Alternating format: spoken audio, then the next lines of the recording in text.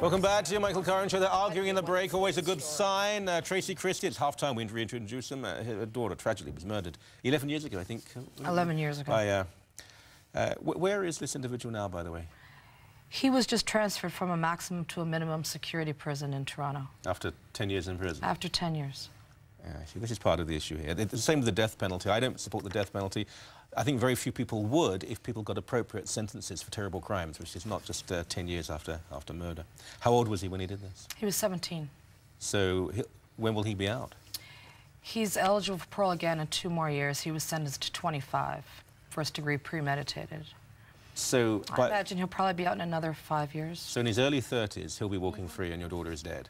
And then the people wonder why that the ordinary people of Canada get angry at such sentencing. John Muse, Director of Public Safety, Canadian Centre for Abuse Awareness. 30 years as a cop? Yep. I bet you get angry at this too. Tony Bernardo, Executive Director, Canadian Institute for Legislative Action. What are the acronyms here? Killer. Oh, I just realised, that's not too good, is it? We pronounce it SELA. I wonder why. Andrea Hannam, Regional Director, Central Ontario Canadian Shooting Sports Association. I'm not even going to go there, because that's even worse in some ways.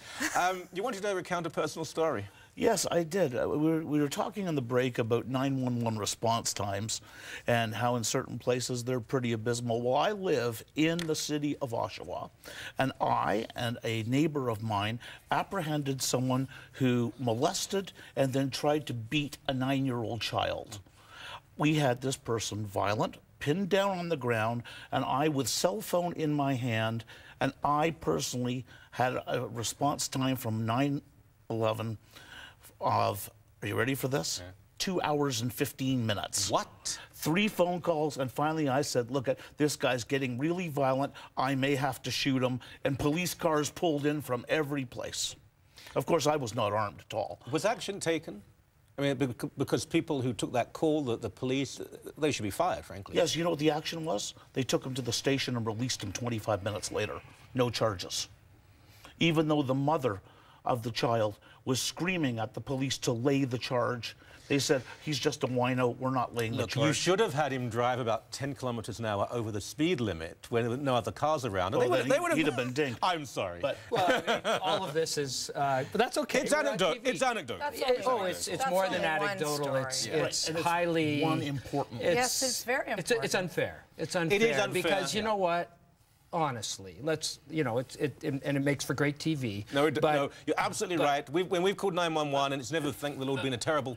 can't find the child. They're very, very quick. Right, the cops are there. Right, yeah. Like, no, that is awful. That has to be dealt with. Yeah, sure. And you know what? Tony, you need to go and lodge a formal complaint and But it's not about gun control, is it? Yeah.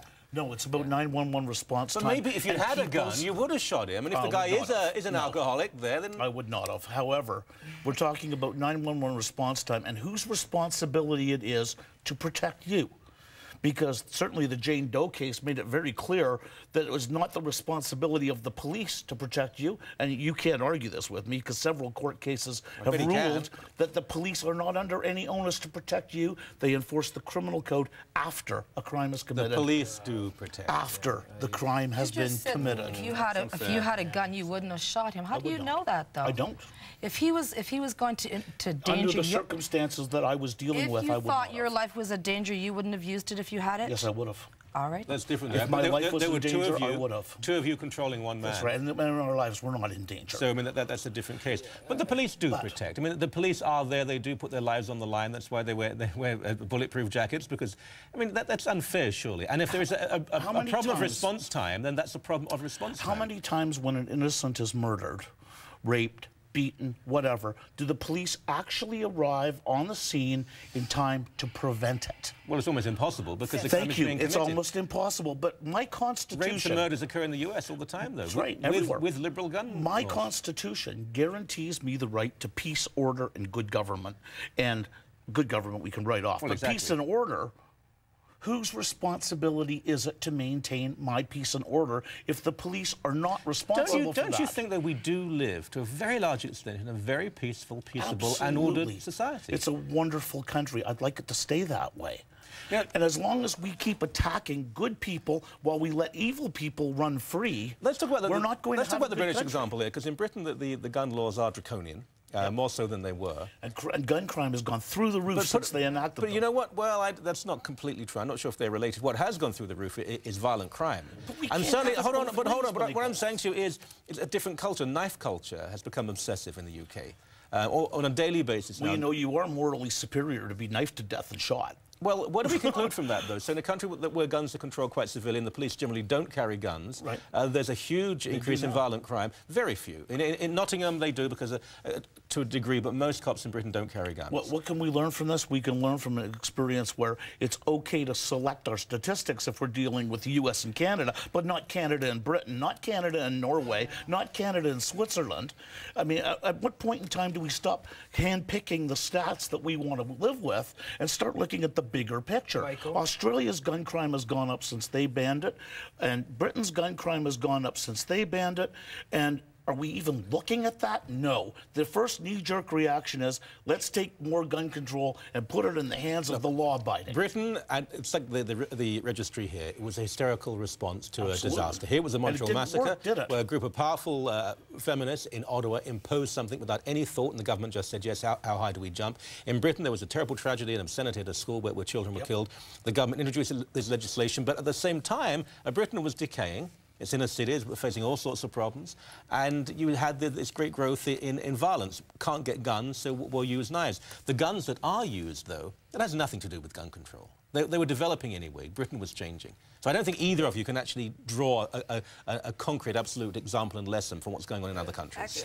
Actually, in preparation for the show today, I was looking at a report that was prepared in 2005, and it compares both gun crime and crime rates in Commonwealth countries. So it was looking at Great Britain, it was looking at Australia, and it was looking at Canada. And whenever you increase gun control, you see a proportionate increase in violent crime. And what the researcher who wrote this was saying was basically that criminals are emboldened when civilians are disarmed.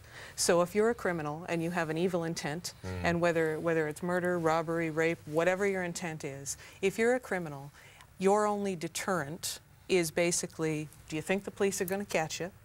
Or do you think you'll go to jail? You know and, what? and that's no, seriously. If citizens are disarmed, but it's not serious. But I think that you know, I think that maybe if more criminals were injured or killed in the course of committing their crimes, if they were more afraid, most of these people aren't professional criminals, though. They're casual sadists. You can only draw a conclusion from statistics if every other factor is constant. Now, 10 years ago, 20 years ago, youth were different. There was more order, there was more reverence for authority.